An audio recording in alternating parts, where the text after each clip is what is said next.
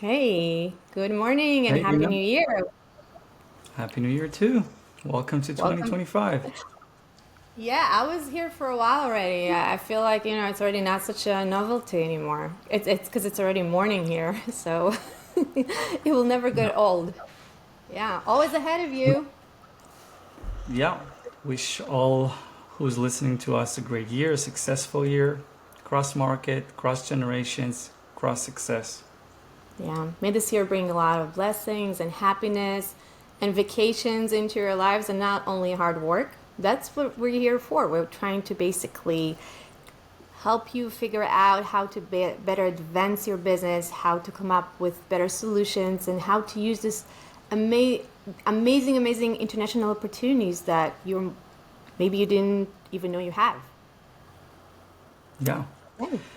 So last time we spoke about the power and the fact that there is a differences in approach and differences between different markets and different places, between Russia and United States and Israel and Middle East. We spoke about WhatsApp and emails and different approaches and different tactics and different speeds. So I want to, with your permission, to dive into it and Right. add some value and some practicality and talk about real differences. All Can you right. can you elaborate a little bit more about the personal approach, the right speed, what's really involved with two people who are trying to do business together and they meeting for the first time, and here I am trying to convince you that you must do business with me, and sometimes we're speaking completely different language and completely different speed and completely different tools. So what's really happening there?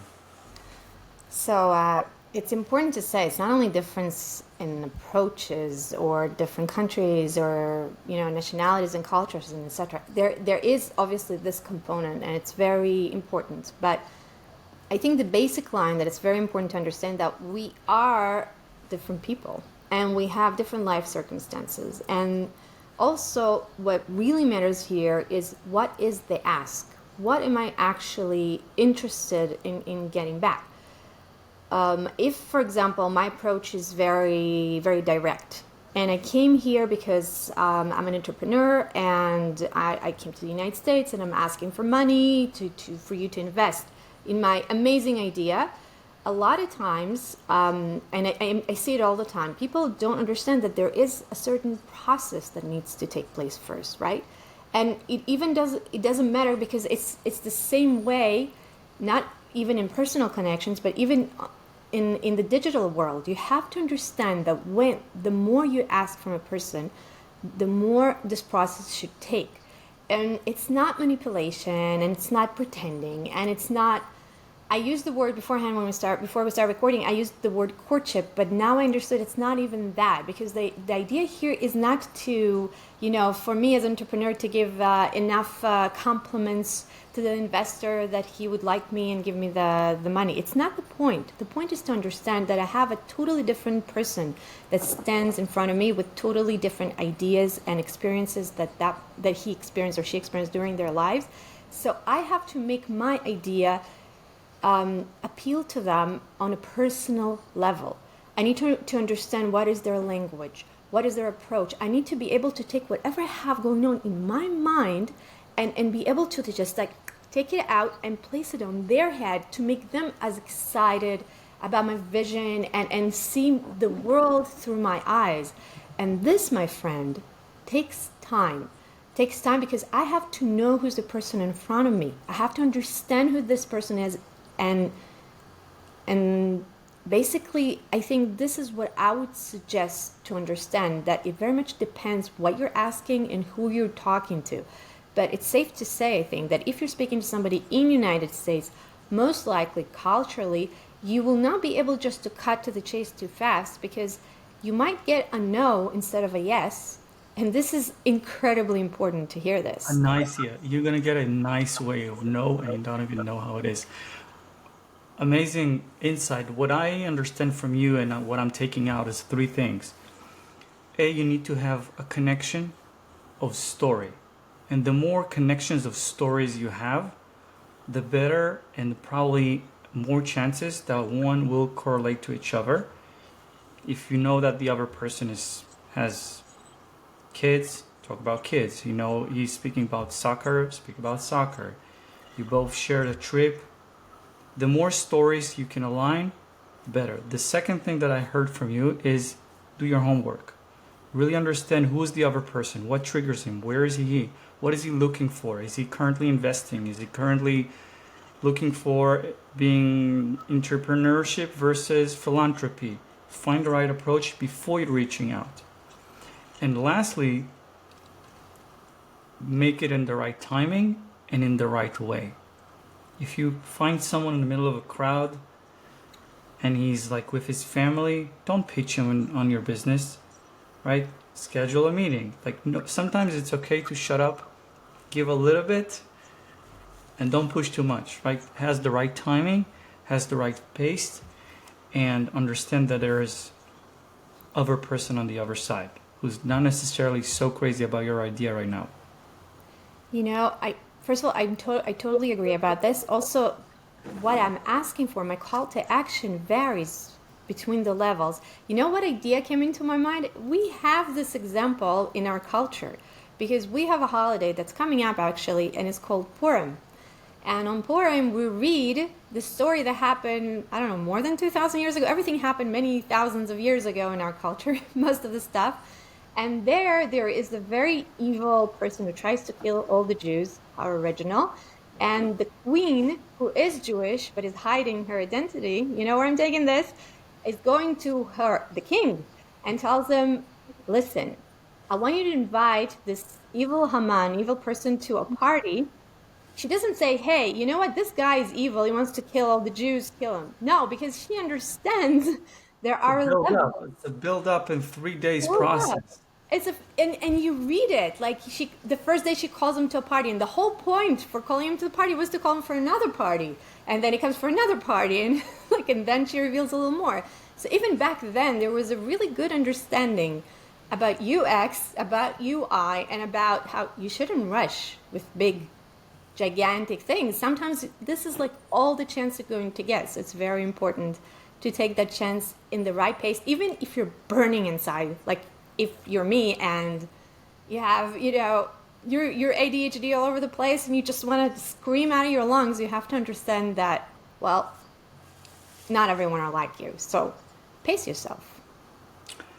Yeah, I think on the practical level, speaking and putting together between the Middle East and United States, I want to say that the majority of the Israelis are sharing many, many stories that align with each other. Most of the people served in the IDF, in the army. Most of the people been into the same cities. I mean, it's about 6 hours driving between north-south. 8. The what? It's 8 hours. Okay, depends on the car and on the traffic. But I'm just saying, it's in the size of, it's less than the size of state, one state of United States. So you probably have some shared relatives or shared last names, and it's very easy to sit down and find components. In United States, if you're meeting someone from a different state or a different side of a country or a different demographic or different age, you need to work a little bit harder to find alignment. You need to start asking questions. Where you went to school? What years you graduated? What is your kids doing? What do you like to eat? How's the snowing? You need to find a lot of what we call small talks. We sometimes disarm this. We call it small, but they're very important. Not small at all. Find as many stories and connections, because, oh, we both serve. Oh, now you feel more comfortable. Oh, we both been in the tech industry. Great. Oh, we both contribute to the same charity cause. Oh, we both like to help kids in the hospital. Whatever is the story, now we become more alignment to each other, and we have a common ground. And once we have a common ground, we're building a trust. And once we have a trust, we can move to a second date. That's important. I actually want to add something because you mentioned story a few times. It's crucial not only once you recognize something that is common ground and you start discussing whatever the common ground is, it's also crucial actually the words behind it. Meaning if if the person you meet is using specific expressions to describe opportunities or to describe things that you can work into the conversation, I would actually give you a tip. I'd suggest listen all the time and try to use some of these expressions in your words. You can even actually point out and say, yes, as you said, this is it. But it just, on a psychological level, it makes the other person say, hey, this person really gets me. And this is all we want from life, really. We want other people to really understand us all the time, all of us. We're speaking all this, like the whole podcast is about how different we are. But the truth is, altogether, we're pretty similar, right? We're the same. Even if people from different places, completely different cultures meet up, we're still human. And we all want basically the same things. So even if you did not serve together in the army and you don't have grandchildren yet, and all those things, you will still find common ground if you just try to listen, try to speak the least possible and hear and just respond. That's basically what I would do on that first date with an investor. Yeah. We can talk about homework, how to pitch investors, how to present in front of a board of investors, how to pitch in venture capital, how to reach out via proper way via email, how to reach out on LinkedIn, what's the user experience on the other side. Is so much more. When is too fast, when is too slow, how to resist no. Is that a really no? It's just not the right time. So I'm sure we have so much more value to add, and looking forward to continue our conversations. Yes, thank you so much. I think I would like to finish with a tip, because it's really like you told me not to, but I'm like, not that you told me not to, but you said, yeah, we have so much. But I would like to say one thing about what you said over here. Creating the process. It's important that I cannot create a copy-paste process with anyone based on what we just discussed.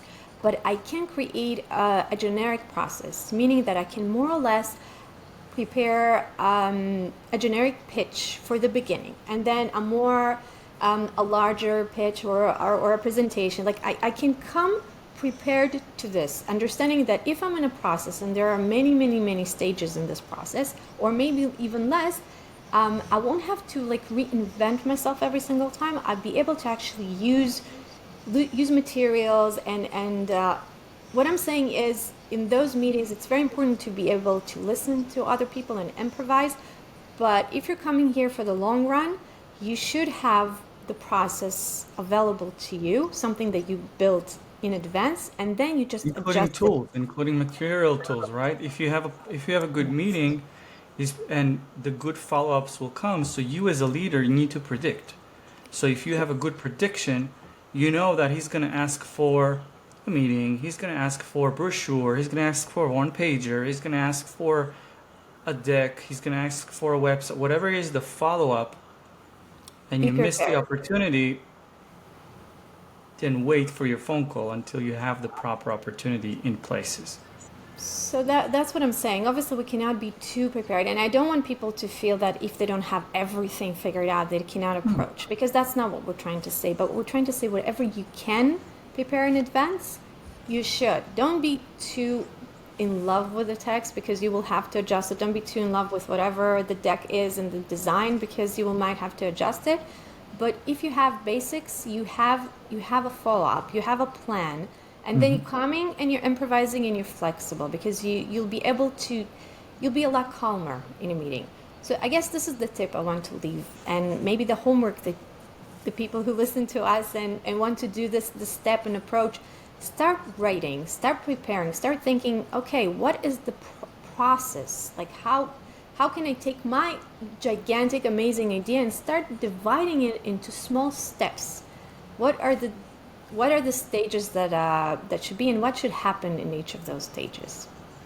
Okay, so I think we have a lot to talk about, and please tune in and sign up for our channel, and we will definitely continue this conversation very, very soon.